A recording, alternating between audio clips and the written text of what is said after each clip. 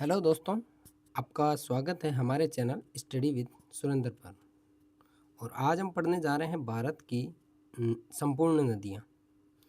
नदियों की प्रमुख नदियों की विस्तार से हम उसका परिचय लेंगे। परिचय के बाद उसके बारे में पूरी डिटेल से पढ़ेंगे। तो आज हम स्टार्ट करते हैं। पहले हम भारत की नदियों का परिचय कर लेते हैं। भारत एक नदियों का देश है जहाँ 400 से अधिक नदियाँ बहती हैं। और ये नदियाँ भारतीय सभ्यता, संस्कृति और अर्थव्यवस्था की जीवन रेखा है। प्राचीन काल से ही नदियों के किनारे महान सभ्यताओं का विकास हुआ है। भारत की नदियाँ हिमालय की बर्फीली चोटियों और प्रायद्वीपीय पठारों से निकलकर देश को सींचती है। ये नदियाँ कृषि, सिंचाई, पेयजल आपूर्ति, जल विद्युत उत्पादन और परिवहन में महत्वपूर्ण भूमिका निभाती है। भारत के कुल जल संसाधनों का लगभग 80% नदियों से प्राप्त होता है। गंगा, यमुना, ब्रह्मपुत्र, नर्मदा, गोदावरी, कृष्णा और कावेरी जैसी प्रमुख नदियाँ करोड़ों लोगों की आजीविका का आधार हैं। और इस प्रस्तुति में हम भारत की सभी प्रमुख नदियों के बारे में विस्तार से जानेंगे।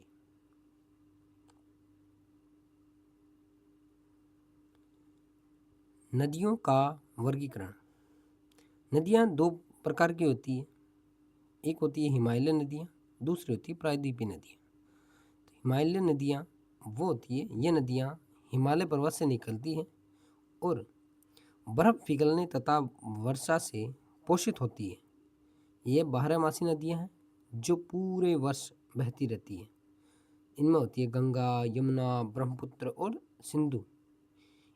इसके प्रमुख उदाहरण हैं। प्रायद्वीपीय नदियाँ, ये नदियाँ दक्कन के पठार और पश्चिमी घाट से निकलती हैं। ये मुख्यतः वर्षा पर निर्भर है और मौसमी प्रकृति की होती है। गोदावरी, कृष्णा, कावेरी और नर्मदा इसके प्रमुख उदाहरण हैं। हिमालयी नदियाँ। हिमालय नदी प्रणाली। हिमालयी नदी प्रणाली भारत की सबसे महत्वपूर्ण जल प्रणाली है।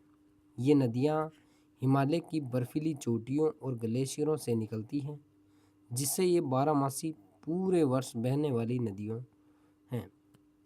गंगा, यमुना, ब्रह्मपुत्र, सिंधु जैसी प्रमुख नदियाँ इसी प्रणाली का हिस्सा है। ये नदियाँ उत्तर भारत के विशाल मैदानों को उपजाऊ बनाती हैं और करोड़ों लोगों की जीवन रेखा है। बर्फ पिघलने और मानसूनी वर्षा दोनों से इन्हें जल मिलता है। गंगा नदी प्रणाली। उद्गम स्थल। गंगा नदी का उद्गम उत्तराखंड के गंगोत्री ग्लेशियर से होता है, जो समुद्र तल से 3,892 मीटर की ऊंचाई पर स्थित है। यहाँ से निकलने वाली भागीरथी नदी देवप्रयाग में अलकनंदा से मिलकर गंगा बनाती है। कुल लंबाई 2,525 किलोमीटर। गंगा भारत की सबसे लंबी नदी है, जो उत्तराखंड, उत्तर प्रदेश, बिहार और पश्चिम बंगाल से होकर बहती है। ये भारत की सबसे पवित्र नदी मानी जाती है और करोड़ों लोगों की जीवन रेखा है। गंगा की यात्रा। देवप्रयाग में भागीरथी और अलकनंदा के संगम से गंगा का जन्म होता है। यहाँ से गंगा ऋषिकेश, हरिद्वार होते हुए मैदानी क्षेत्र में प्रवेश करती है। कानपुर, इलाहाबाद, वाराणसी जैसे प्रमुख शहरों से गुजरती है। पटना और कोलकाता से होते हुए गंगा अंततः गंगा सागर में बंगाल की खाड़ी में मिलती है। इसकी कुल लंबाई लगभग 2,525 किलोमीटर है। यमुना, सोन, घाघरा, गंडक और कोसी इसकी प्रमुख सहायक नदियाँ हैं। गंगा की सहायक नदियाँ। यमुना गंगा की सबसे बड़ी सहायक नदी है। ये यमुनोत्री हिमनद से निकलती है और प्रयागराज में गंगा से मिलती है। इसकी लंबाई लगभग 1,376 किलोमीटर है। दूसरी है घाघरा। ये तिब्बत के पठार से निकलती है और बिहार में गंगा से मिलती है। इसे सरयू नदी भी कहा जाता है। इसकी लंबाई लगभग 1,080 किलोमीटर है। तीसरी है गंडक। ये नेपाल हिमालय से निकलती है और पटना के पास गंगा में मिलती है। इसे नारायणी नदी भी कहते हैं। इसकी लंबाई लगभग 630 किलोमीटर है। यमुना नदी। यमुना नदी भारत की दूसरी सबसे पवित्र नदी है जो यमुनोत्री ग्लेशियर से निकलती है। इसकी कुल लंबाई 1376 किलोमीटर है और ये दिल्ली की जीवन रेखा मानी जाती है। ये गंगा की सबसे बड़ी सहायक नदी है और प्रयागराज में गंगा से मिलती है। यमुना नदी का महत्व। यमुना नदी भारत की दूसरी सबसे पवित्र नदी मानी जाती है। ये गंगा की सबसे बड़ी सहायक नदी है और उत्तर भारत की कृषि एवं जल आपूर्ति में महत्वपूर्ण भूमिका निभाती है। यमुना की प्रमुख सहायक नदियों में चंबल, बेतवा, केन, सिंध और टोंस शामिल है। चंबल नदी मध्य प्रदेश से बहती है और यमुना में मिलती है। बेतवा नदी को बेत्रवती नदी भी कहा जाता है जो मध्य प्रदेश और उत्तर प्रदेश से होकर बहती है। केन नदी पन्ना टाइगर रिजर्व से गुजरती है। ब्रह्मपुत्र नदी। ब्रह्मपुत्र नदी का उद्गम तिब्बत में मानसरोवर झील के पास कैलाश पर्वत श्रेणी से होता है। तिब्बत में इसे यारलुंग त्सांगपो के नाम से जाना जाता है। ये नदी लगभग 2900 किलोमीटर लंबी है और एशिया की प्रमुख नदियों में से एक है। ब्रह्मपुत्र भारत में अरुणाचल प्रदेश से प्रवेश करती है जहाँ इसे सियांग या दिहांग कहा जाता है। असम में ये ब्रह्मपुत्र बनकर विशाल मैदानी क्षेत्र से बहती है। यह विश्व की सबसे चौड़ी नदियों में से एक है और बांग्लादेश में जमुना नाम से जानी जाती है। ब्रह्मपुत्र की यात्रा। अरुणाचल प्रदेश में प्रवेश। ब्रह्मपुत्र तिब्बत से भारत में अरुणाचल प्रदेश के रास्ते प्रवेश करती है। यहाँ से इसे सियांग नदी के नाम से जाना जाता है। यहाँ ये गहरी घाटियों से होकर बहती है। असम में विस्तार और माजुली द्वीप। असम में पहुंचकर ये विशाल रूप धारण करती है। माजुली विश्व का सबसे बड़ा नदी द्वीप है जो ब्रह्मपुत्र में स्थित है और वैष्णव संस्कृति का केंद्र है। ब्रह्मपुत्र नदी की विशेषता। विश्व की सबसे चौड़ी नदी। ब्रह्मपुत्र नदी अपने मुहाने पर लगभग 10 किलोमीटर चौड़ी है। बारिश के मौसम में इसकी चौड़ाई और भी बढ़ जाती है। ये नदी अपने विशाल जल प्रवाह के लिए प्रसिद्ध है। बाढ़ प्रवण क्षेत्र। असम में यह नदी हर वर्ष भीषण बाढ़ लाती है। इसके तटीय क्षेत्रों में लाखों लोग प्रभावित होते हैं। नदी द्वीप माजुली विश्व का सबसे बड़ा नदी द्वीप है जो बाढ़ से लगातार सिकुड़ रहा है। सिंधु नदी प्रणाली। सिंधु नदी भारत की सबसे महत्वपूर्ण नदियों में से एक है। इसका उद्गम तिब्बत में मानसरोवर झील के निकट सीन का बाब नामक जलधारा से होता है। ये नदी 3180 किलोमीटर लंबी है और भारत की सबसे लंबी नदियों में से गिनी जाती है। सिंधु नदी तिब्बत, भारत और पाकिस्तान से होकर बहती है और अंत में अरब सागर में मिल जाती है।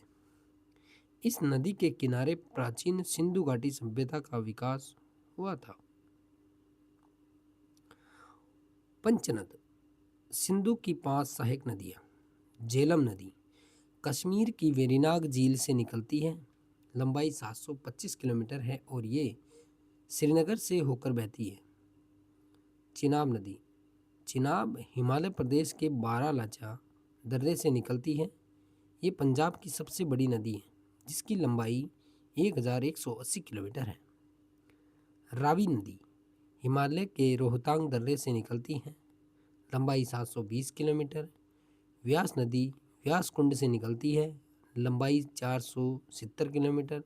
सतलुज नदी तिब्बत में मानसरोवर के पास राकसताल से निकलती है और भारत में सबसे लंबी सिंधु सहायक नदी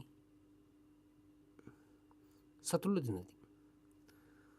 सतलुज नदी पंजाब की प्रमुख नदी है जो तिब्बत में मानसरोवर झील के पास राकसताल से निकलती है। ये सिंधु नदी की सबसे पूर्वी सहायक नदी है और भारत में शिप्किला दर्रे से प्रवेश करती है। भाखड़ा बांध, सतलुज नदी पर बना भाखड़ा बांध भारत का सबसे ऊंचा गुरुत्वीय बांध है। ये हिमाचल प्रदेश में स्थित है और भाखड़ा नागल परियोजना का हिस्सा है, जो सिंचाई और बिजली उत्पादन के लिए महत्वपूर्ण है। व्यास और रावी नदी।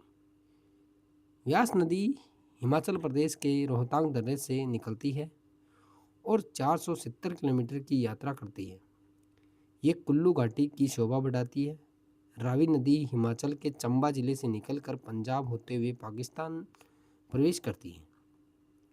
दोनों नदियां सिंध नदी तंत्र का हिस्सा है और पंजाब की कृषि के लिए जीवनदायिनी है। इन नदियों के किनारे अनेक ऐतिहासिक स्थल और मंदिर स्थित हैं। मुख्य उदाहरण: झेलम नदी कश्मीर घाटी की जीवन रेखा है। यह नदी वेरीनाग झरने से निकलती है और वुल्लर झील से होकर गुजरती है, जो भारत की सबसे बड़े मीठे पानी की झील है। झेलम नदी सिंचाई, मत्स्य पालन और पर्यटन के लिए अत्यंत महत्वपूर्ण है। श्रीनगर शहर इसी नदी के किनारे बसा है। प्रायद्वीपीय नदियाँ। प्रायद्वीपीय नदियाँ भारत की दक्षिणी पठारी क्षेत्र में बहती हैं। ये नदियाँ मुख्यतः वर्षा पर निर्भर होती है और मानसून के दौरान इनमें जल की मात्रा बढ़ जाती है। अधिकांश प्रायद्वीपीय नदियाँ पश्चिमी घाट से निकलकर पूर्व की ओर बहती है, बंगाल की खाड़ी में गिरती है। गोदावरी, कृष्णा, कावेरी और महानदी इस क्षेत्र की प्रमुख नदियाँ हैं। ये नदियाँ सिंचाई, जल विद्युत और पेयजल का महत्वपूर्ण स्रोत है।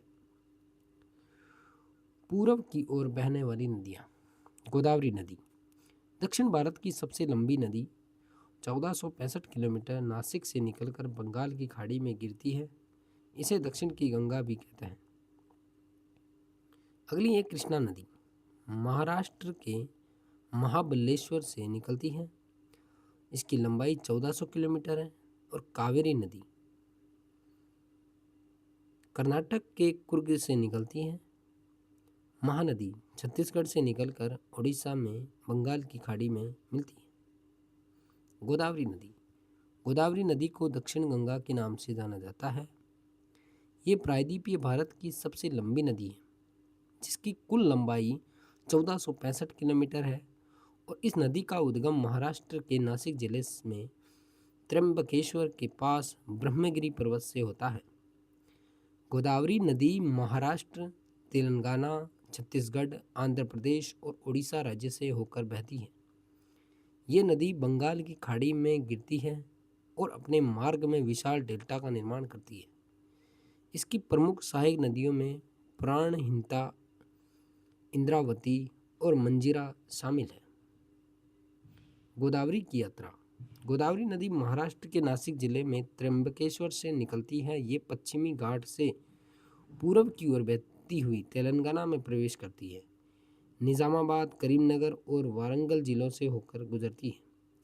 तेलंगाना से आगे बढ़कर गोदावरी आंध्र प्रदेश में प्रवेश करती है। राजमुंद्री के पास ये डेल्टा बनाती है और अंततः बंगाल की खाड़ी में मिल जाती है। इसकी कुल यात्रा लगभग 1465 किलोमीटर की है। गोदावरी की सहायक नदियाँ। प्राणहिता नदी गोदावरी की सबसे बड़ी सहायक नदी है। यह महाराष्ट्र और तेलंगाना की सीमा पर वर्धा और वेनगंगा नदियों के संगम से बनती है और सिरोचा के पास गोदावरी में मिलती है। इंद्रावती नदी छत्तीसगढ़ के कालाहांडी जिले से निकलती है। ये बस्तर क्षेत्र की जीवन रेखा है और प्रसिद्ध चित्रकूट जल प्रपात इसी नदी पर स्थित है। यह महाराष्ट्र में गोदावरी से मिलती है। मंजीरा नदी कर्नाटक के बालाघाट पहाड़ियों से निकलती है और तेलंगाना से होकर बहती है। ये निजामाबाद जिले में गोदावरी नदी में मिलती है और इस पर निजाम सागर बांध है, जो सिंचाई का प्रमुख स्रोत है। कृष्णा नदी कृष्णा नदी भारत की दूसरी सबसे बड़ी प्रायद्वीपीय नदी है। यह महाराष्ट्र के महाबलेश्वर पर्वत से निकलती है और लगभग 1400 किलोमीटर की यात्रा करते हुए बंगाल की खाड़ी में मिलती है। ये महाराष्ट्र, कर्नाटक, तेलंगाना और आंध्र प्रदेश से होकर बहती है। कृष्णा नदी। कृष्णा नदी का महत्व। कृष्णा नदी भारत की प्रमुख नदियों में से एक है जो महाराष्ट्र, कर्नाटक और आंध्र प्रदेश से होकर बहती है। इस नदी पर नागार्जुन सागर बांध बना है जो भारत के सबसे बड़े बांधों में से एक है। ये बांध तेलंगाना और आंध्र प्रदेश की सीमा पर स्थित है और सिंचाई व जल विद्युत उत्पादन के लिए महत्वपूर्ण है। कृष्णा डेल्टा आंध्र प्रदेश में स्थित है जो अत्यंत उपजाऊ क्षेत्र है और चावल की खेती के लिए प्रसिद्ध है। कावेरी नदी। कावेरी नदी को दक्षिण की गंगा कहा जाता है। यह कर्नाटक के कुर्ग जिले में ब्रह्मगिरी पर्वत से निकलती है। इसकी कुल लंबाई लगभग 805 किलोमीटर है और ये कर्नाटक व तमिलनाडु से होकर बंगाल की खाड़ी में मिलती है। कावेरी नदी दक्षिण भारत की सबसे पवित्र नदियों में से एक है और इसके तट पर श्रीरंगपट्टनम जैसे प्रसिद्ध मंदिर स्थित है और ये नदी कृषि के लिए अत्यंत महत्वपूर्ण है और लाखों किसानों की जीवन रेखा है। तो दोस्तों, आज हमारी वीडियो को हम यहीं समाप्त करते हैं। अगली नदियों के बारे में हम अगली वीडियो में बात करेंगे। तो आपको वीडियो अच्छी लगी हो तो आप चैनल को लाइक करें, सब्सक्राइब करें और वीडियो को जितना हो सके उतना शेयर करें। आपके शेयर करने से हमारा हौसला बढ़ता है और हम इससे भी अच्छी वीडियो लेकर आपके साथ सामने पेश करते हैं। धन्यवाद।